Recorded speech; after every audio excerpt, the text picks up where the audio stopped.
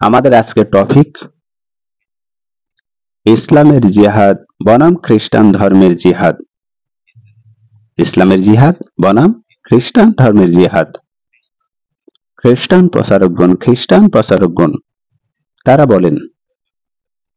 তারা বলেন আমাদের বোঝাতে চান, মুসলিমদের বোঝাতে চান, খ্রিস্টান প্রচারকগণ মুসলমানদেরকে বোঝাতে চান যে ইসলামে শুধু জিহাদ আছে।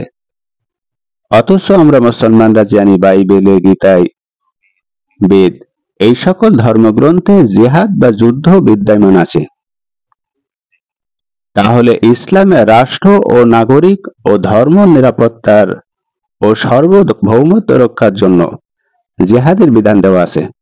যেমন কিতাল বা জিহাদ বৈধ হওয়ার প্রথম শর্ত, কিতাল বা যুদ্ধ বা জিহাদ বৈধ হওয়ার শর্ত রাষ্ট্রের অস্তিত্ব ও রাষ্ট্র প্রদানের অনুমোদন। এটা জিহাদের প্রথম শর্ত।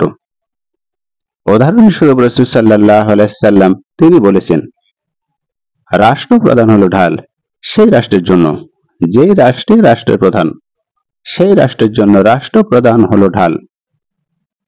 আর ঢাল বলতে কি বোঝায়? আপনাকে ক্ষতি করতে চায় বা তরবারি দিয়ে আঘাত করতে চায়, আর আমি ঢাল হিসেবে সামনে দাঁড়ালাম।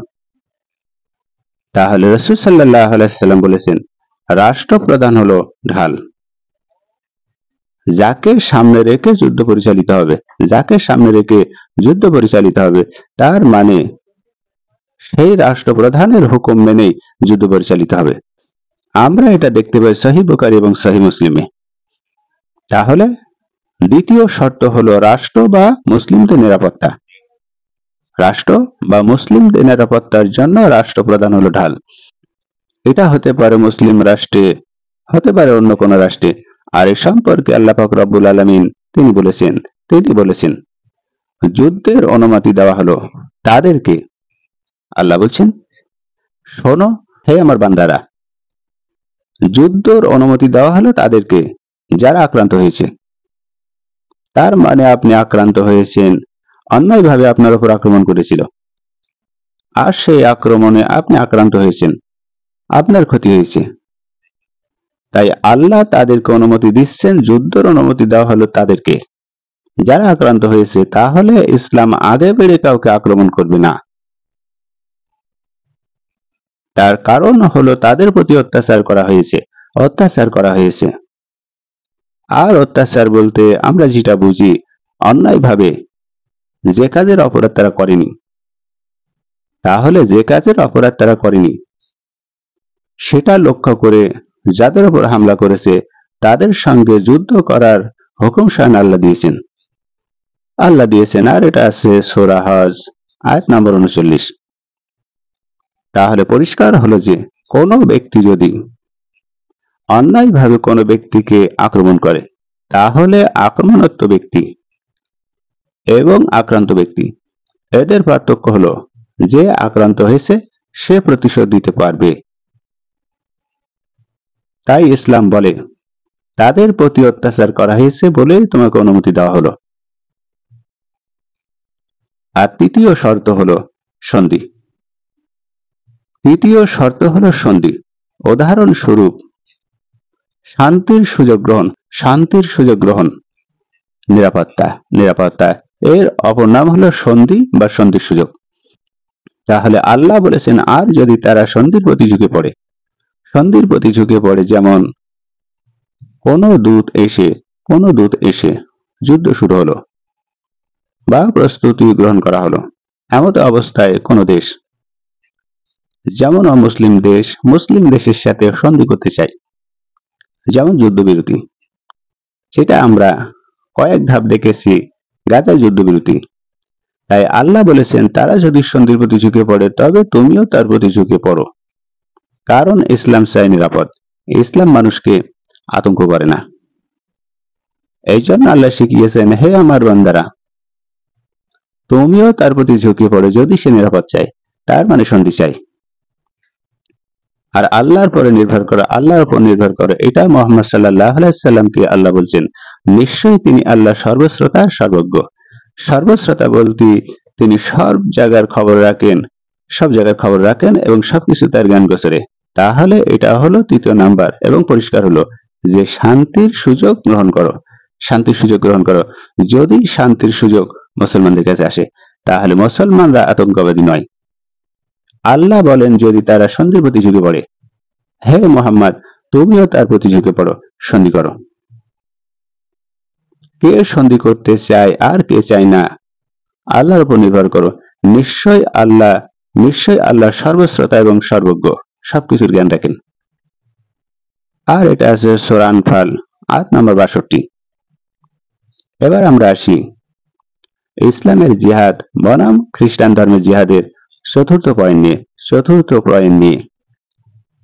সেখানে বলা হয়েছে যে শুধু যুদ্ধ লক্ষ্য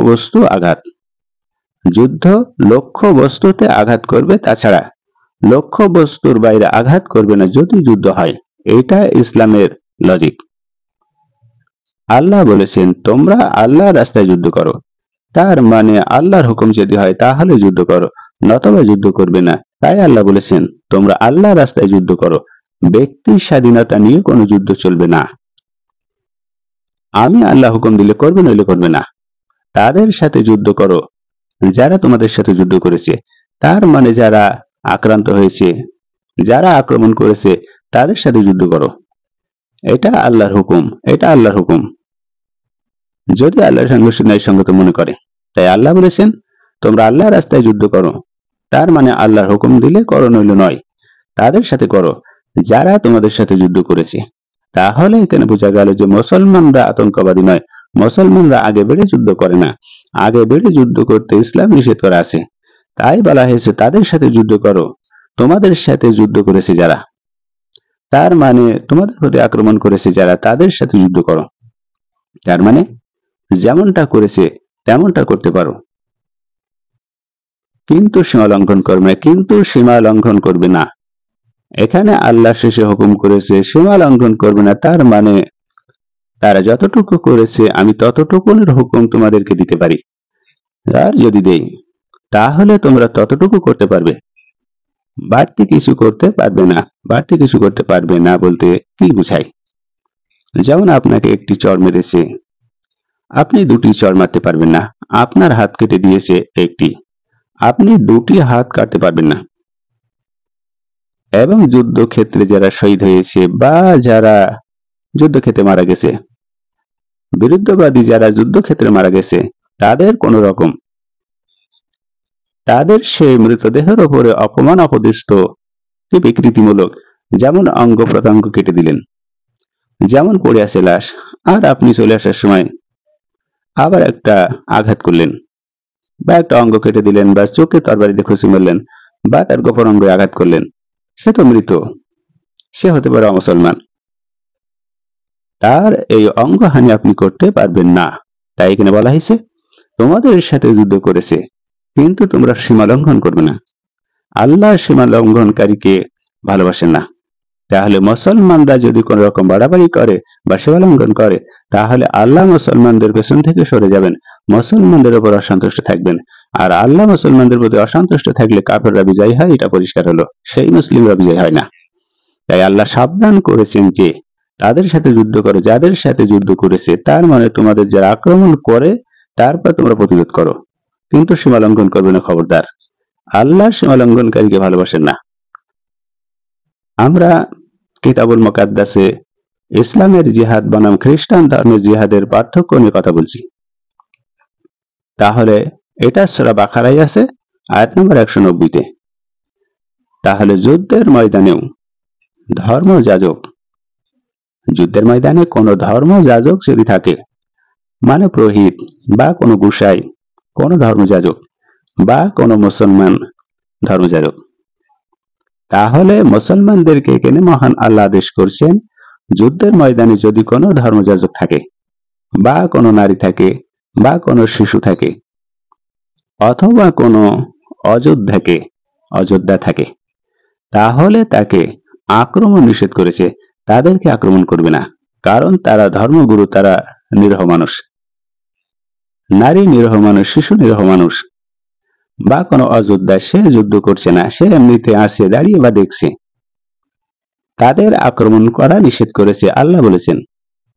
রাসূল সাল্লাল্লাহু আলাইহি ওয়াসাল্লাম বলেন, যুদ্ধে তোমরা প্রতারণা বা ধোঁকার আশ্রয় নেবে না।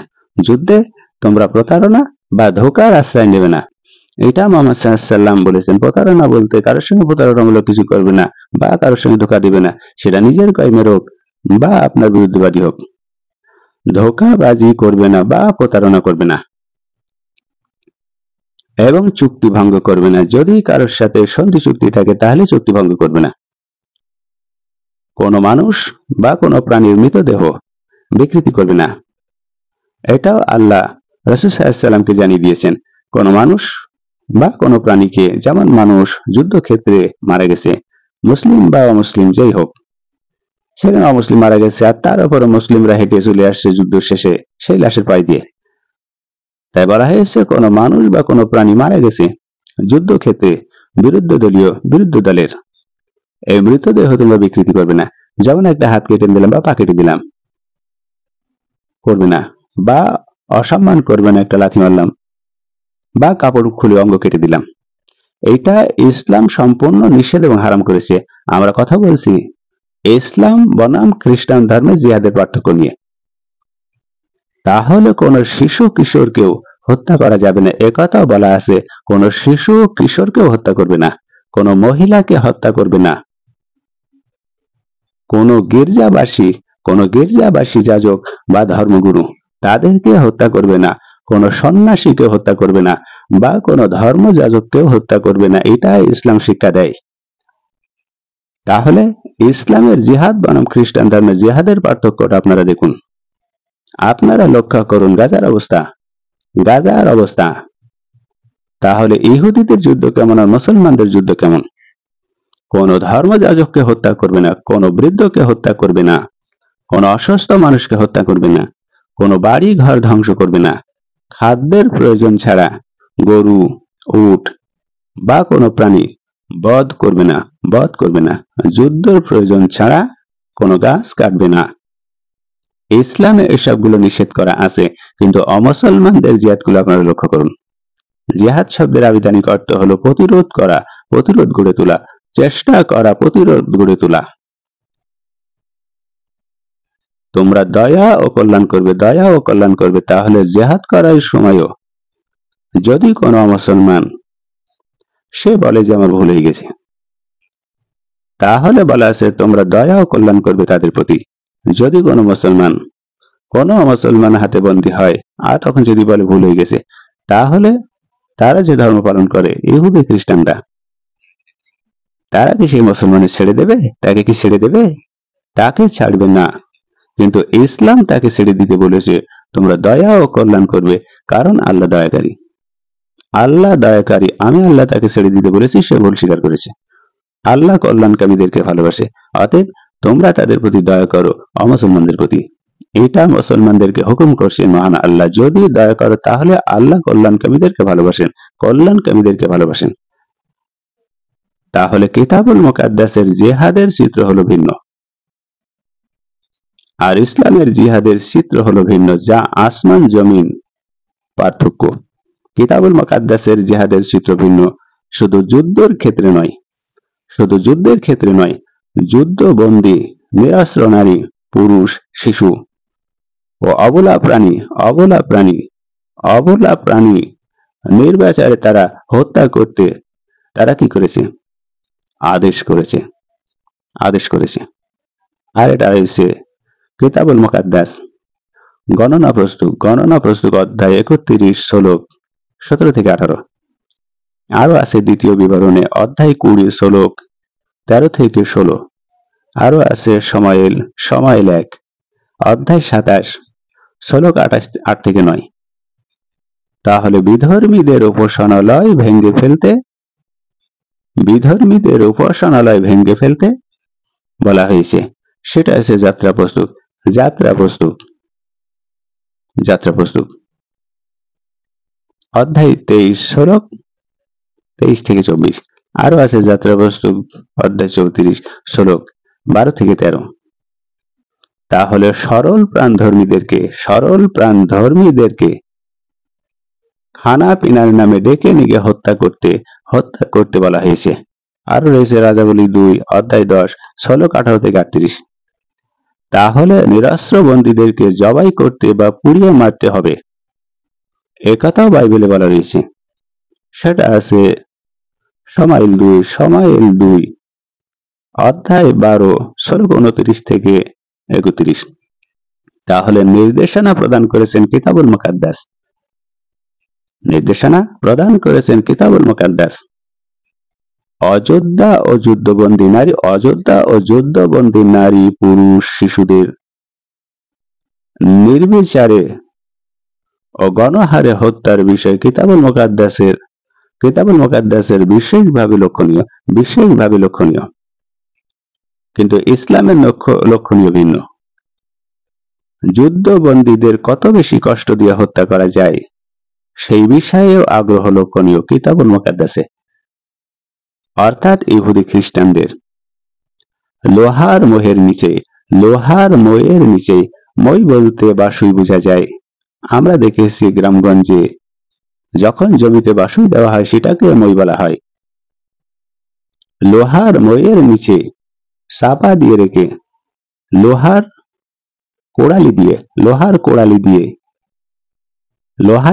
দিয়ে এবং ইটের পাজার মধ্যে দিয়ে বা অনুরূপ ভাবে বর্ণনাতীত যন্ত্রণা বলতে যার বর্ণনা দেওয়া যায় না এমন বর্ণনাতীত যন্ত্রণা দিয়ে নিরস্ত্র মানুষদেরকে হত্যার নির্দেশনা বাইবেলে প্রচুর পরিমাণ আছে।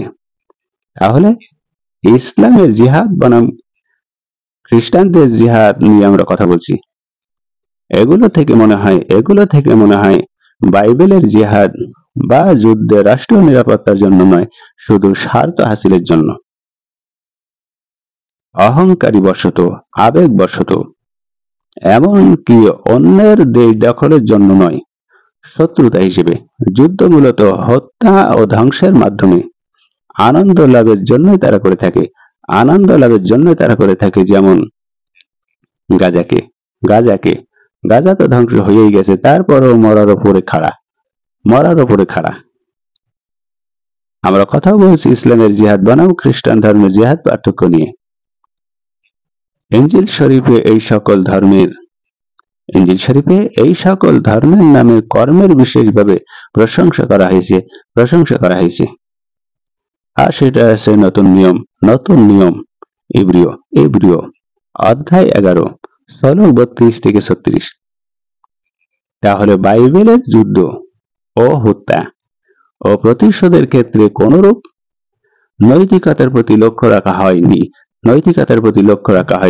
বাইবেলে ও হত্যা প্রতিরোধের ক্ষেত্রে কোনরূপ নৈতিকতার প্রতি লক্ষ্য রাখা হয়নি, কিন্তু ইসলামে রাখা হয়েছে। ইসলামে বলা হয়েছে যতটুকু করেছে সেটুকু তোমরা করতে পারো, অপমান পর্যন্ত করতে পারবে না, অসম্মান পর্যন্ত করতে পারবে না। যদি সন্ধি করে তাহলে সন্ধি করো, এবং যদি নিরাপত্তা কামনা করে তাহলে ছেড়ে দাও। কিন্তু বাইবেলে যুদ্ধ ও হত্যা এই প্রতিরোধের ক্ষেত্রে কোনরূপ নৈতিকতা লক্ষ্য রাখা হয়নি। ইসলামের যুদ্ধের জন্য গোপনীয়তা ও শত্রুপক্ষকে বোকা বানার জন্য কৌশল অবলম্বন বৈধ করেছে, কিন্তু চুক্তি ভঙ্গ করা, প্রবঞ্চনা করা, নিরস্ত্রকে আক্রমণ করা, অযোধ্যা লক্ষ্যবস্তুকে আঘাত হানা এবং আহতদেরকে হত্যা করা, মৃতদেরকে অপমান করা ইত্যাদি কঠোরভাবে নিষেধ করা হয়েছে। এইটা ইসলাম বলে। তাহলে আমরা কথা বলছি ইসলামের জিহাদ বনাম খ্রিস্টান ধর্মের জিহাদের পার্থক্য নিয়ে। পক্ষান্তরে এইরূপ সকল কর্মই বাইবেলের জিহাদের মধ্যে আমরা দেখতে পাই। ঈসাই প্রচারকগণ তেনারা বলেছেন যে আমরাই শান্তি চাই, অপ্রতিষ্ঠা করি, কেননা ঈসা কোনো যুদ্ধ করেনি, আর মুহাম্মদ সাল্লাল্লাহু আলাইহি সাল্লাম অনেক যুদ্ধ করে মানুষ হত্যা করেছে। তাই মুহাম্মদ সাল্লাল্লাহু আলাইহি সাল্লাম শান্তি ও ভালোবাসার নবী হতে পারেন না। নাউজুবিল্লাহ। এটা ঈসাই প্রচারকগণদের দাবি। সম্মানিত শ্রোতামণ্ডলী, তাহলে মুহাম্মদ সাল্লাল্লাহু আলাইহি ওয়াসাল্লাম শান্তি ও ভালোবাসা প্রতিষ্ঠার জন্য জিহাদ করেছেন, এটা প্রমাণিত হলো। রাষ্ট্র থাকলেই যুদ্ধের অবস্থা বা ব্যবস্থা থাকতে হবে, তবে যুদ্ধকে যথাসম্ভব কম ধ্বংসাত্মক করতে হবে। যুদ্ধকে যথাসম্ভব কম ধ্বংসাত্মক করতে হবে, যাতে ধ্বংস সাধারণ মানুষের ক্ষতি কম করে যুদ্ধ সমর্পণ করা যায় বা রাষ্ট্রীয় প্রেসিডেন্টকে নত স্বীকার করা যায়। সেক্ষেত্রে আমরা ইসলামের এবং বনাম খ্রিস্টান ধর্মের জিহাদের পার্থক্য নিয়ে আমরা গাজাকে লক্ষ্য করে দেখতে পারি। গণহত্যা কিভাবে করা হচ্ছে এবং অযোধ্যা লক্ষ্য থেকে দূরে থাকতে হবে, এবং অযোধ্যা লক্ষ্য থেকে দূরে থাকতে হবে তার মানে যারা যুদ্ধ করে না, যেমন সাধারণ মানুষ। আমরা গাজায় সাধারণ মানুষকে যুদ্ধ করতে দেখি না, দেখি সেখানে যেসব সেনাবাহিনী আছে তারা প্রতিরোধ গড়ে তুলেছে, কিন্তু সাধারণ নিরীহ মানুষের হত্যাই এখন ইসরায়েলের প্রধান কাজ। তাহলে ইসলামে এই কাজটা সর্বোত্তম ভাবে করা হয়েছে তাত্ত্বিকভাবে এবং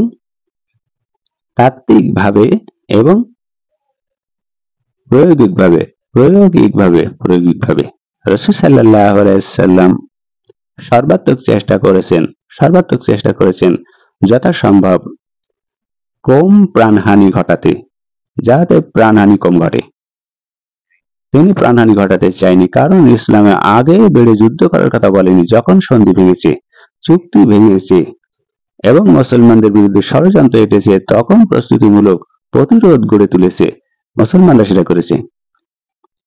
শুধু জুলুম বা আগ্রাসন প্রতিরোধের জন্য বাধ্য হয়ে তাকে যুদ্ধ করতে হয়েছে, মুহাম্মদ সাল্লাল্লাহু আলাইহি ওয়াসাল্লামকে যুদ্ধ করতে হয়েছে। জুলুম বা আগ্রাসন প্রতিরোধের জন্য যারা জুলুম করেছে, বাধ্য হয়ে তাদের প্রতিরোধ করতে গিয়ে যুদ্ধ করতে হয়েছে। এবং তার সারা জীবনের সকল যুদ্ধে অর্থাৎ মুহাম্মদ সাল্লাল্লাহু আলাইহি ওয়াসাল্লাম যত যুদ্ধ করেছে, সকল যুদ্ধে মুসলিম ও কাফের মিলে সর্বমোট কতজন মারা গেছে? প্রায় 1000 মানুষ নিহত হয়েছে রাসূলের সারা জীবনের যুদ্ধে। যে দেশে প্রতি মাসে শত শত মানুষ খুন হয়, সেই দেশে মাত্র সহস্র মানুষের জীবনের বিনিময়ে সকল হানাহানি রোধ করে তিনি বিশ্বব্যাপী চিরস্থায়ী শান্তির ব্যবস্থা প্রতিষ্ঠিত করলেন। পক্ষান্তরে বাইবেলের এক একটা যুদ্ধে, বাইবেলে যে যুদ্ধগুলোকে দেখা যায়, সেই বাইবেলের এক একটি যুদ্ধে হাজার হাজার কাফের হত্যার গৌরবময় বিবরণ লেখা রয়েছে, যেমন মহাভারত, গীতা বা রামায়ণের যুদ্ধেও এর কাছাকাছি। আমরা মুসলিমগণ বিশ্বাস করি যে মুহাম্মদ সাল্লাল্লাহু আলাইহি ওয়াসাল্লাম এর মতন ঈসা আলাইহিস সালাম ও শান্তির নবী ছিলেন, এটা আমরা মুসলিমরা বিশ্বাস করি। কিন্তু ইসলাম শরীফ প্রমাণ করে তিনি অশান্তির নবী ছিলেন, অর্থাৎ মুহাম্মদ সাল্লাল্লাহু আলাইহি ওয়াসাল্লাম অশান্তির নবী ছিলেন। ইনজিলে তা প্রমাণ করেন। ইনজিলে বলে, তোমরা মনে করিও না আমরা পৃথিবীতে শান্তি দিতে আসি নাই, কিন্তু খড়গ দিতে আসিয়াছি, তার মানে ক্ষতি করতে এসেছি। কেননা আমি পিতার শহীদ পুত্র, মাতার শহীদ কন্যার এবং শাশুড়ির সহিত বধূর বিচ্ছেদ জন্মাইতে আসিয়াছি। এটা কিতাবুল মুকাদ্দাসে লেখা রয়েছে, ঈসা নবী নাকি এটা বলেছে। আর এটা লেখা রয়েছে মতি অধ্যায় 10 শ্লোক 34 থেকে 35। তাহলে ইনজিলে যিশু যুদ্ধ করার সুযোগ পাননি, এটা উল্লেখ করা রয়েছে যে ইনজিলে যিশু যুদ্ধ করার সুযোগ পাননি। তবে যিশু তার রাজত্বর বিরোধানের গণহত্যা করতে তার নির্দেশ দেখুন কিভাবে যিশু বলেছে শত্রুগণ ইচ্ছা করে নাই, তার মানে যিশু যারা শত্রু ছিল, শত্রুগণ ইচ্ছা করে নাই যে আমি যিশু তাহাদের প্রতি রাজত্ব করি। এটা যিশুর শত্রুগণ ইচ্ছা করে না, যিশুর বক্তব্য তাহাদিগকে এই স্থানে আনো। যারা যিশুর বিরুদ্ধে আছে তাহাদেরকে এই স্থানে আনো, আর আমার সাক্ষাতে তাদেরকে বধ করো, তার মানে আমার সামনে ধরে তাদেরকে কতল করো। আর এটা রয়েছে লূক অধ্যায় 19 শ্লোক 27। শুধু রাজত্ব অপছন্দ করার কারণে ধরে এনে জবাই, তাও আবার নিজের সামনে জবাই এর সমান। জবাই এর সময় কিভাবে মানুষ ছটফট করে তা দেখতে, মানুষের রক্ত দেখে মন ঠান্ডা করতে। এইরূপ ভয়ঙ্কর নির্দেশ কি কোনো মানুষ প্রদান করতে পারে? না। অথচ প্রচারিত বাইবেলে লূক অধ্যায় 19 শ্লোক 27 বলা আছে। তাহলে ঈসাই প্রচারকগণ মুসলিমদেরকে বলেন, ইসলাম যদি সঠিক হয় তাহলে মুসলিমদের মধ্যে এত দলবিদল কেন? সকল মুসলিমগণ না জানলেও খ্রিস্টানরা ভালোভাবেই জানেন যে খ্রিস্টানদের ধর্মের দলাদলির কাছে মুসলিমদের দলাদলি কিছুই নয়। তৃতীয়বাদের ব্যাখ্যা অনুচ্ছেদে এবং উপরের অনুচ্ছেদে উল্লেখিত আর্টিকেলগুলি ইন্টারনেটে পড়লেই আপনারা বুঝতে পারবেন। মুসলিম, ইহুদি, বিধর্মী ও খ্রিস্টান ধর্ম গ্রহণ করতে অস্বীকারীদের বিরুদ্ধে জিহাদের ঘোষণা দেওয়া আছে এবং আগুনে পুড়িয়ে হত্যা করার কথা বলা আছে। খ্রিস্টান বোন নিজেদের মধ্যে ধর্ম নিয়ে যুদ্ধ মারামারি করে। অন্তত কয়েক কোটি খ্রিস্টান নিহত হয়েছে এই বিষয়ে। অগণিত কবি, অগণিত সাহিত্যিক, অগণিত দার্শনিক ও বৈজ্ঞানিককে সামান্য মতভেদের কারণে ইহুদিরা হত্যা করেছেন। কিতাবুল মুকাদ্দাস ও ইনজিলের জিহাদ ও শত্রুযুদ্ধের বিষয়ের উপরের নির্দেশনাগুলির দ্বারা ঠিক মতোই পালন করেছেন। এই জন্য নোবেল বিজয়ী প্রসিদ্ধ দার্শনিক তার নাম ছিল বার্ট্রান্ড রাসেল। 1872 থেকে 1970 এর মধ্যে তিনার এই বক্তব্যটা ছিল। তাহলে বার্ট্রান্ড রাসেল তিনি বলেছেন নোবেল বিজয়ী, বিশ্বের চারিদিকে তাকালে আপনি দেখবেন যে বিশ্বের যেখানে মানবীয় অনুভবের যে কোনো ক্ষুদ্রতম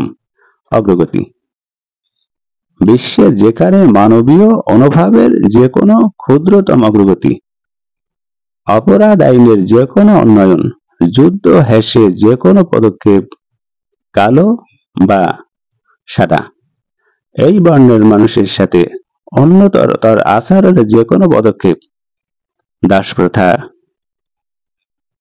প্রথা বিলুপ্তির যে কোনো প্রচেষ্টা এবং নৈতিক উন্নয়ন যে কোনো অগ্রাধিকার সাধিত হয়েছে, তারই বিরোধিতা করেছে খ্রিস্টীয় চার্য নির্বিচ্ছিন্নভাবে।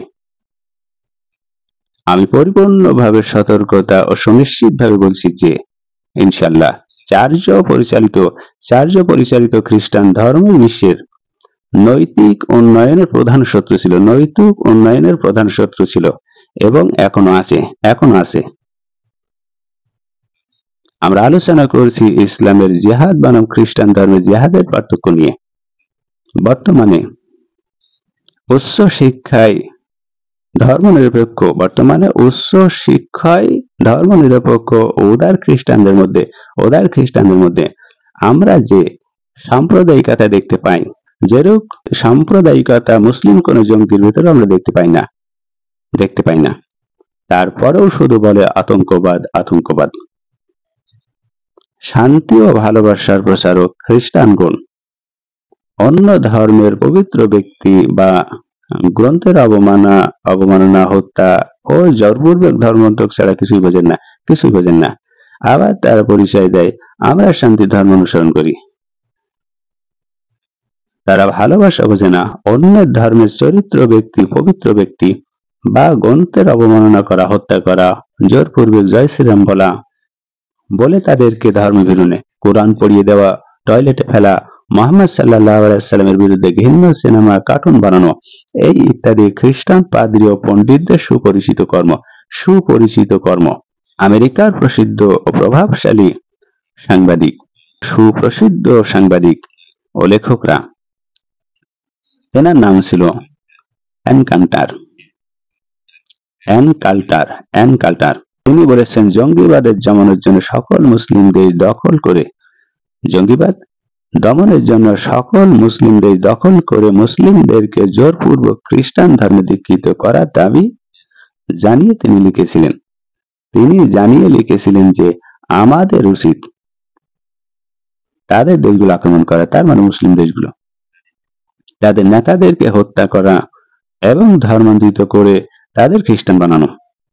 এটা তিনি বলেছিলেন। এটা বলেছিলেন 2006, সম্ভাব্য 2006। তাহলে এইরূপ দাবি খ্রিস্টান পণ্ডিতগণ পাশ্চাত্যদের মিডিয়ায় প্রতিদিন করছেন। এইরূপ দাবি খ্রিস্টান পণ্ডিতগণ পাশ্চাত্যের মিডিয়ায় প্রতিদিন করছেন। অথচ মুসলিম অন্য মানুষদেরকে ধর্মীয় অনুভূতিতে আঘাত করা বা কাউকে জোরপূর্বক ধর্মান্তরিত করা অথবা চিন্তাও করেন না। একথা তারা চিন্তাই করেন না।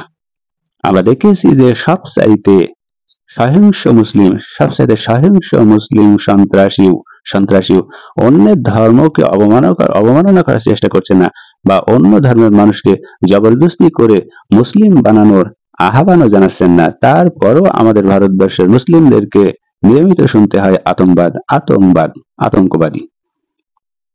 আতঙ্কবাদী মানে তাদের সবসময় হতাশ করে রাখা। তারা শুতে পারে না মুসলিমদের ভয়তে, মুসলিমরা সবসময় ভয় দেখায়, তাই তারা বারবার বলে আতঙ্কবাদী। শান্তি ও ভালোবাসার প্রচারক ইসাই পাদ্রীগণ তেনারা বলেন, কোরআন তারা পড়াচ্ছেন। শান্তি প্রচারকগণ ইসাই পাদ্রীগণ তারা কোরআন পড়িয়ে দিচ্ছেন, টয়লেটে ফেলে দিচ্ছেন এবং মুসলিমদের নবীদেরকে ঘৃণ্য কার্টুন ও সিনেমা তৈরি করছেন। নবী মুহাম্মদ যখন এসেছেন তখন মুসলিম কজন ছিল? মুসলিম ছিল না। সবাই ইসলামের সত্যতা বিশ্বাস করেই ইসলাম ধর্ম গ্রহণ করেছেন। সেটা আপনাদের বাপ দাদারাই করেছেন। সারা বিশ্বের মুসলিমগণ এই ঘৃণ্য বর্বরতার প্রতিরোধ করেছেন। কিভাবে করেছেন? তারা কার্টুন বা ড্যানিশ পতাকায় অথবা এইসব দেশের রাজনীতিবিদদের কুশপুত্তলিকায় অগ্নিসংযোগ করেছেন। কিন্তু কখনো কোনো মুসলিম খ্রিস্টানদের পবিত্র ব্যক্তি বা গ্রন্থের অবমাননা করেননি বা করতেও তেনারা বলেননি। আমরা যে বিষয় নিয়ে কথা বলছি, আজকের আমাদের বিষয় ইসলামের জিহাদ বনাম খ্রিস্টান ধর্মের জিহাদের পার্থক্য নিয়ে। খ্রিস্টান প্রচারকগণ মুসলমানদেরকে বোঝাতে চান যে ইসলামই শুধু জিহাদ করেছে, অথচ বাইবেল, বেদ, গীতা এই সকল ধর্মগ্রন্থে জিহাদ বা যুদ্ধ বিদ্যমান রয়েছে। ইসলামের রাষ্ট্র ও নাগরিক ও ধর্মের নিরাপত্তা ও সার্বভৌমত্ব রক্ষা করার জন্য জিহাদের বিধান, তাছাড়া নয়। আর কিতাবুল মুকাদ্দাসে জিহাদ বৈধ হওয়ার প্রথম শর্ত রাষ্ট্রের অস্তিত্ব, রাষ্ট্রপ্রধানের অনুমোদন। আমাদের আজকের টপিকের বিষয় ছিল ইসলামের জিহাদ বনাম খ্রিস্টান ধর্মের জিহাদের পার্থক্য নিয়ে। সকলকে ধন্যবাদ দিয়ে বিদায় নিচ্ছি। আল্লাহ হাফেজ। আমরা পরবর্তীতে আরো আলোচনা করবো ইনশাআল্লাহ।